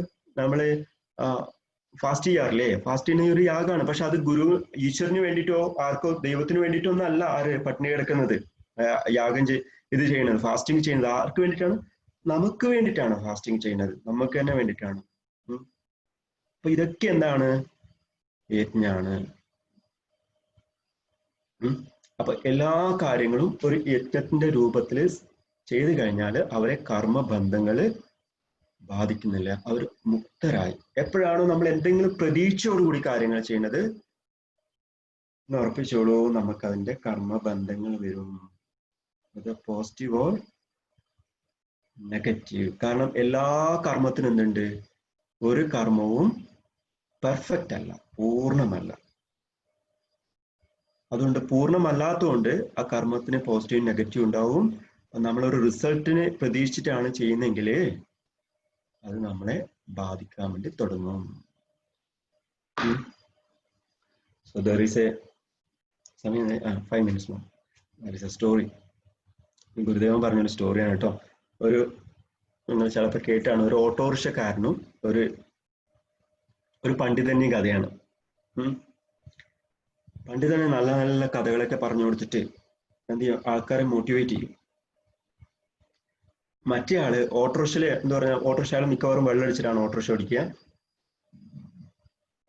അപ്പൊ ഈ രണ്ടുപേരും മരിച്ചിട്ട് നേരെ എവിടെ എത്തി? മുകളിലെത്തി. രണ്ടുപേരും ഒരേ ദിവസമാണ് മരിച്ചത്. നേരെ മുകളിലെത്തി. അപ്പൊ റൂം അലോട്ട്മെന്റിന്റെ സമയമാണ്. ഒരാള് ആരൊക്കെയാണ് സ്വർഗത്തിലേക്ക് പോകുന്നത്, ആരൊക്കെയാണ് നരകത്തിലേക്ക് പോകുന്നത്, ഇതൊക്കെ തീരുമാനിക്കണം. അപ്പൊ അതിന്റെ ആരാണ് ദൈവം വന്നിട്ട് പറഞ്ഞു, ഓക്കെ, ഓട്ടോറിക്ഷക്കാരൻ നേരെ എന്ത് ചെയ്യണം? ഓട്ടോറിക്ഷക്കാരൻ നേരെ സ്വർഗത്തിലേക്ക് പോവുക, പണ്ഡിതൻ നേരെ എവിടത്തേക്ക് പോവാ? നരകത്തിലേക്ക് പോവാ. അപ്പൊ പണ്ഡിതനെ ആകെ സംശയം. ഇത്രയും നാള് ഞാൻ നിന്നെ കുറിച്ച് നല്ല നല്ല കാര്യങ്ങളൊക്കെ പറഞ്ഞു കൊടുത്തിട്ട്, ദൈവത്തിനെ കുറിച്ചും നല്ലതിനെ കുറിച്ച് പറഞ്ഞു കൊടുത്തിട്ട്, അവസാനം ഓട്ടോറിക്ഷ ഓടിക്കുന്ന ഇവന് നേരെ എവിടത്തേക്ക്? സ്വർഗത്തിലേക്ക്. ഞാൻ എവിടത്തേക്ക് പോവാ? നരകത്തിലേക്ക്. പണ്ഡിതൻ എവിടത്തേക്ക് പോകുന്നത്? നരകത്തിലേക്കും. ഓട്ടോറിക്ഷക്കാരൻ നേരെ സ്വർഗത്തിലേക്കും. അതെന്ത് പരിപാടിയാണ് ദൈവമേ? ഇത്രയും കൊല്ലം ഞാൻ നിനക്ക് വേണ്ടിയിട്ട് കഥകളൊക്കെ പറഞ്ഞു കൊടുത്തിട്ട് അവസാനം എന്നെ നരകത്തിലേക്ക് അയക്കുക. അപ്പോ ദൈവം പറഞ്ഞു, മറ്റേ ആള് ഓട്ടോറിക്ഷ ഓടിക്കുന്ന സമയത്ത്, വെള്ളമടിച്ചിട്ട് ഓടിക്കുന്ന സമയത്ത് ഏറ്റവും റഷ് ആയിട്ട് ഡ്രൈവിംഗ് ആണ് അയാളുടെ ഓട്ടോയിൽ പോകുന്ന ആൾക്കാർ. അപ്പൊ കേറിയ ഉടനെ ആൾക്കാർ പ്രാർത്ഥിക്കാൻ തുടങ്ങും, ഭഗവാനെ ഒരു മുറിവ് ഒന്നുമില്ലാതെ എവിടെ എത്തിക്കണേന്ന് ആത്മാർത്ഥമായിട്ട് അകമഴിഞ്ഞ് പ്രാർത്ഥിക്കും. എവിടെ എത്തിയിട്ട്? ഓട്ടോറിക്ഷയിൽ കയറിയ ആൾക്കാരൊക്കെ. അപ്പൊ കേറിയ ഉടനെ ഈശ്വരനെ പ്രാർത്ഥിക്കാൻ തുടങ്ങും. അതുകൊണ്ട് അവന്റെ ഓട്ടോറിക്ഷയിൽ കയറിയ എല്ലാ ആൾക്കാരും എന്നെ പ്രാർത്ഥിക്കുന്നുണ്ട്. അവൻ നേരെ എവിടത്തേക്ക് പോയി? സ്വർഗത്തിലേക്ക് പോയി. നിന്റെ ക്ലാസ്സിൽ ഇരുന്ന എല്ലാ ആൾക്കാരും എന്നെ ശപിക്കുന്നതുകൊണ്ട് നീ നേരെ നരകത്തിലേക്ക് പോയി. ഒരു പ്രാവശ്യം ഗുരുദേവൻ 1990-കളിലാണോ ഒരു ദിവസം ഒരു പ്രാവശ്യം ഡൽഹിയിൽ എന്തോ ഒരു പ്രോഗ്രാം ഉണ്ട്. ഗുരുജിയുടെ കൂടെ വയസ്സായ രണ്ടുപേരുണ്ട്. ഒരു ഭാര്യയും ഭർത്താവും ഉണ്ട്. അപ്പൊ ഗുരുജിയുടെ കൂടെ ഒരാൾ മാത്രമേ ഉള്ളൂ, ഡ്രൈവർ മാത്രമേ ഉള്ളൂ, കാറിന്റെ ഡ്രൈവർ മാത്രമേ ഉള്ളൂ. അപ്പൊ ഗുരുജിക്ക് ഒരു സ്ഥലത്തേക്ക് പോകണം. ആ സ്ഥലത്തേക്ക് പോകാൻ വേണ്ടിയിട്ട് കാറിൽ കയറിയിരുന്നു. അദ്ദേഹത്തിന്റെ കൂടെ, ഗുരുജിയുടെ കൂടെ ഈ ഭർത്താവും ഭാര്യയുണ്ട്, വളരെ പ്രായമായിട്ടുള്ളത്. അപ്പൊ അവിടുത്തെ പരിപാടിയൊക്കെ കഴിഞ്ഞിട്ട് തിരിച്ചു പോകുന്ന സമയത്ത് ഈ ഭാര്യക്കും ഭർത്താവും വേറെ സ്ഥലത്തേക്ക് പോകണം, ഗുരുജിക്ക് വേറെ സ്ഥലത്തേക്ക് പോകണം. അപ്പൊ അവർ വളരെ പ്രായമായതുകൊണ്ട് ഗുരുജി പറഞ്ഞ ഒരു കാര്യം ചെയ്യും, നിങ്ങൾ എന്റെ കാർ എടുത്തോളൂ, കാർ എടുത്തിട്ട് പോയിക്കോളൂ എന്ന് പറഞ്ഞു. അപ്പൊ അവര് വിസമ്മതിച്ചു, വേണ്ട ഗുരുജി പോയിക്കോളൂ, നമ്മൾ വേറെ ഓട്ടോറിക്ഷയിലേക്ക് എങ്ങനെ പോവാം. ഗുരുജി പറഞ്ഞു, നിങ്ങൾ വേണ്ട, ഈ കാറിൽ പോയിക്കോളൂ, ഞാൻ വേറെ ഓട്ടോറിക്ഷയിൽ ഞാൻ പോവാന്ന് പറഞ്ഞു. അപ്പൊ രണ്ടുപേരും കാറിൽ കയറ്റി വിട്ടിട്ട് ഈ സ്ത്രീ നേരെ വന്നിട്ട് ഗുരുദേവൻ വന്നിട്ട് ഒരു ഓട്ടോറിക്ഷയിൽ കയറി. ഓട്ടോറിക്ഷയിൽ കയറി നോക്കുന്ന സമയത്ത് ആ ഓട്ടോറിക്ഷയിൽ മുഴുവനും ഒരുപാട് നടന്മാരുടെയും നടിമാരുടെയും ഒന്ന് കണ്ണ് ചിമ്മിപ്പോന്ന ഒരുപാട് ഫോട്ടോകളൊക്കെ വെച്ചിട്ടുണ്ട്. അപ്പൊ ഈ ഓട്ടോറിക്ഷക്കാരന് ഭയങ്കര നാണക്കേടായി. എന്നിട്ട് ആ ചമ്മലോട് കൂടിയിട്ട് ഓട്ടോറിക്ഷക്കാരൻ ഗുരുജിയോട് പറഞ്ഞു, ഗുരുജി, എനിക്ക് ശരിക്കും ഈശ്വരന്റെ ഒക്കെ ഫോട്ടോ അവിടെ വെക്കണം എന്ന ആഗ്രഹം. പക്ഷേ ഞാൻ ആരുടെ ഫോട്ടോ ആണോ വെക്കാൻ ഉദ്ദേശിക്കുന്നത് അവർക്ക് രൂപമില്ല. ചെറിയ നോളജ് അല്ല പറഞ്ഞത്, എനിക്ക് ഈശ്വരന്മാരുടെ ഫോട്ടോ ഒക്കെ ഇവിടെ വെക്കണം എന്ന് ആഗ്രഹമുണ്ട്. അതുകൊണ്ട് പക്ഷെ ഞാൻ ആരാധിക്കുന്ന അവർക്കൊന്നും രൂപമില്ല. They have no form, no face. അതുകൊണ്ട് രൂപമില്ലാത്തവന് ഞാൻ എങ്ങനെ വെക്കുക? അതുകൊണ്ട് ഞാൻ ഈ നടന്മാരുടെയും നടിമാരുടെയൊക്കെ ഫോട്ടോ വെച്ചു. കുറച്ച് കഴിഞ്ഞിട്ട് പറഞ്ഞു, ഈ ഓട്ടോറിക്ഷയും അദ്ദേഹത്തിൻ്റെതാണ്, ഇതിലിരിക്കുന്നതും അദ്ദേഹമാണ്, ഇത് ഓടിക്കുന്നതും അദ്ദേഹമാണ്. ആരോട് പറയുന്നത്? ഗുരുജിയോടെ പറയുന്നത്. ഈ ഓട്ടോറിക്ഷ ആരുടെയാണ്? അദ്ദേഹത്തിൻ്റെയാണ്. ഇത് ഓടിക്കുന്നതും ഇതിലിരിക്കുന്നതും ഒക്കെ ആരാണ്? അദ്ദേഹം തന്നെയാണ്. നിങ്ങൾ ആലോചിച്ച് നോക്കുന്നു വീട്ടിൽ പോയിട്ട് കേട്ടോ. ഇന്ന് വീട്ടിൽ തന്നെയാണ് കേട്ടു നോക്കാൻ. എന്നിട്ട് ഗുരുജിക്ക് എത്തേണ്ട സ്ഥലത്ത് എത്തിയതിന് ശേഷം ഗുരുജി പൈസ കൊടുക്കാൻ നിൽക്കുന്ന സമയത്ത് പറഞ്ഞു, പൈസ വേണ്ട എന്ന് പറഞ്ഞു അദ്ദേഹം. എന്നിട്ട് പറഞ്ഞു, അങ്ങേ ഞാൻ 2-3 കിലോമീറ്റർ ദൂരെ നിന്ന് ഇവിടെ എത്തിച്ചേർന്നു. ഒരു 2-3 കിലോമീറ്റർ മാത്രമേ അങ്ങേ ഞാൻ കൊണ്ടുവന്നിട്ടുള്ളൂ. എനിക്കിനി പ്രത്യുപകാരമായിട്ട് എന്ത് ചെയ്താൽ മതി, ഞാൻ എവിടെയാണോ ജീവിതത്തിൽ യഥാർത്ഥത്തിൽ എത്തിച്ചേരേണ്ടത് അവിടെ എത്തിച്ചാൽ മതി. ഏത് ലെവലിലാണോ ഞാൻ എത്തേണ്ടത് ആ ലെവലിലേക്ക് എന്നെ എത്തിച്ചാൽ മാത്രം മതി. സുപ്രീം നോളജ്, സുപ്രീം ആയിട്ടുള്ള ഒരു കാര്യമാണ് ആര് പറഞ്ഞത്? ആ ഓട്ടോറിക്ഷക്കാരൻ പോലും പറയുന്നത്. ഓരോ ആൾക്കാരുടെ ഉള്ളിലും അമൂല്യമായിട്ടുള്ള ഇത്തരം നോളജുകൾ ഉണ്ടെന്നാണ് പറയുന്നത്. So one who follows this knowledge, ആരാണോ അറിവിലൂടെ ജ്ഞാനത്തിലൂടെ കർമ്മം ചെയ്യുന്നത്, അവരെന്ത് ചെയ്യും? മോക്ഷപ്രാപ്തിയിലേക്ക് എത്തും. ആരിലേക്ക് എത്തും? മോക്ഷത്തിലേക്ക് എത്തും. അങ്ങനെ ആരാണോ കർമ്മത്തിലൂന്നി ധർമ്മം ചെയ്യുന്നത്, ആ പ്രക്രിയക്ക് പറഞ്ഞ പേരെന്താണ്? യജ്ഞം എന്ന് പറയുന്നത്. ഓക്കെ. അപ്പൊ ഇനി കർമ്മങ്ങൾ ചെയ്യുന്ന സമയത്ത് എന്ത് ചെയ്യാം? ഏതിലൂടെ ചെയ്യാം? എന്തായിട്ട് ചെയ്യണം? ഒരു പ്രതിഫലവും ഇച്ഛിക്കാതെ, വിത്തൗട്ട് എക്സ്പെക്ടിങ് എനിത്തിങ്, ഒന്നും പ്രതീക്ഷിക്കാതെ ആരാണോ കർമ്മം ചെയ്യുന്നത്, they are free from bondage, അവർ എല്ലാ കർമ്മബന്ധത്തിനും മുക്തരാണ്. അതുകൊണ്ട് അർജുന, ഈ കർമ്മങ്ങളൊന്നും നിന്നെ അലട്ടുന്നേയില്ല. നീ ആരെയും കൊല്ലുന്നുമില്ല, ആരെയും നശിപ്പിക്കുന്നുമില്ല. ആ ഒരു ബോധത്തോടു കൂടി കർമ്മം ചെയ്യുന്ന സമയത്ത് യു വിൽ അറ്റൈൻ ദ മോക്ഷപ്രാപ്തിയിലേക്ക് എത്തും. സോ കൃഷ്ണൻ വളരെ മനോഹരമായിട്ട് ഒരു കർമ്മം എങ്ങനെയാണ് ചെയ്യേണ്ടത്, ഒരു വ്യക്തി എങ്ങനെയാണ് ഒരു കർമ്മം ചെയ്യേണ്ടത്, വളരെ മനോഹരമായിട്ട് അർജുനന് പറഞ്ഞു കൊടുക്കുകയാണ്. കർമ്മബന്ധങ്ങളില്ലാതെ എങ്ങനെയാണ് കർമ്മങ്ങൾ ചെയ്യുക, ജ്ഞാനത്തിൽ അധിഷ്ഠിതമായിട്ട് കർമ്മങ്ങൾ ചെയ്യും. സോ ബാക്കി കുറച്ചുകൂടെ കാര്യങ്ങളുണ്ട്. ബാക്കി നമുക്ക് നാളെ കേൾക്കാം. രാത്രി ഉറങ്ങുന്ന സമയത്ത് ഇതിലൂടെയൊക്കെ കടന്നു പോകണം കേട്ടോ. ജസ്റ്റ് ഒന്ന് ആലോചിച്ച് നോക്കുക ഈ പറഞ്ഞ കാര്യങ്ങളൊക്കെ. അവസാനം ഒരു കാര്യം കൂടി ചോദിച്ചു നോക്കട്ടെ, ഫസ്റ്റിൽ അവസാനിപ്പിക്കാം. 1 more minute. ഈ കണ്ടുപിടുത്തങ്ങളൊക്കെ നടക്കുന്നില്ലേ, ഒരുപാട് കണ്ടുപിടുത്തങ്ങൾ നടക്കുന്നില്ലേ, ഇൻവെൻഷൻസ്. ശരിക്കും അത് എവിടുന്നാ വരുന്നേ? നമ്മൾ സാധാരണ പറയും science and spirituality entirely different, 2 opposite പോൾസിലാണെന്ന് പറയും അല്ലെ, 2 അറ്റത്താണ് സയൻസ് ആൻഡ് സ്പിരിച്വാലിറ്റി. അല്ല, ദേ ആർ കോംപ്ലിമെന്ററി. ഭാരതത്തില് science and spirituality so complementary, പരസ്പര പൂരങ്ങൾ. അതുകൊണ്ട് ഒരിക്കലും സയൻസും സ്പിരിച്വാലിറ്റിയും ഒരു തരത്തിലും ഭാരതത്തിൽ കോൺഫ്ലിക്റ്റ് ഉണ്ടായിട്ടില്ല. ഞാൻ പറയാം, ഒരാളൊരു കണ്ടുപിടുത്തം നടക്കുന്നു വിചാരിച്ചോളൂ, ഏതെങ്കിലും ഒന്ന് കണ്ടുപിടിക്കുന്നു. ഈ കണ്ടുപിടിക്കുന്ന ആരാണ്? ശരീരാണോ, മനസ്സാണോ, അല്ല കോൺഷ്യസ്നെസ് ആണോ? Tell me the answer. കണ്ടുപിടിക്കുന്നത് ആ കണ്ടുപിടിക്കാനുള്ള ചിന്ത, ആ സ്വപ്നം വരുന്നത് എവിടുന്നാ?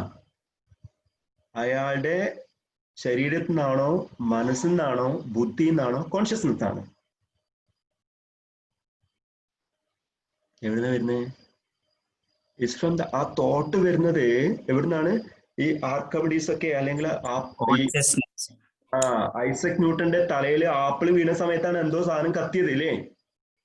ബുദ്ധി ഉപയോഗിച്ചിട്ട് ചിലപ്പോൾ ചില കാര്യങ്ങൾ ബുദ്ധി ഉപയോഗിച്ച് കിട്ടില്ല, പെട്ടെന്ന് സ്പോണ്ടേനിയസ് ആയിട്ട്, ഇസ് കോൾഡ് സെറൻഡിപിറ്റി എന്ന് പറയും സയൻസിൽ. സ്പോണ്ടേനിയസ് ആയിട്ട് ഉള്ളിൽ ഒരു തോട്ട് വരും. ആ തോട്ട് വരുന്നത് എവിടുന്നാണ്? കോൺഷ്യസ്നെസ് ആണ്. ആ കോൺഷ്യസ് എന്ന് പറയുന്ന സംഗതി എന്താ? ബോധം എന്ന് പറയുന്ന സംഗതി എന്താ? It's the God itself. അത് തന്നെയാണ് ഈശ്വരൻ എന്ന് പറയുന്നത്. അപ്പൊ എല്ലാ കണ്ടുപിടുത്തങ്ങളും ഒക്കെ വരുന്നത് എവിടുന്നാണ്? Is from the space in the knowledge. ആ ഒരു ബോധത്തിൽ നിന്നാണ് ഈ സംഗതികളൊക്കെ വരുന്നത്. ഈശ്വരൻ തന്നെയാണ് എല്ലാം.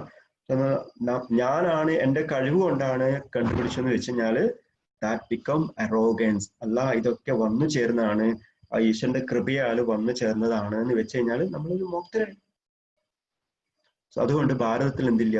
So science and spirituality is so complementary. जय गुरुदेव. सो जय जय राधा रमन हरि बोल. जय जय राधा रमन हरि बोल. रमन हरि बोल. जय जय राधा रमन हरि बोल. जय जय राधा रमन हरि बोल. राधा रमन हरि बोल. जय गुरुदेव.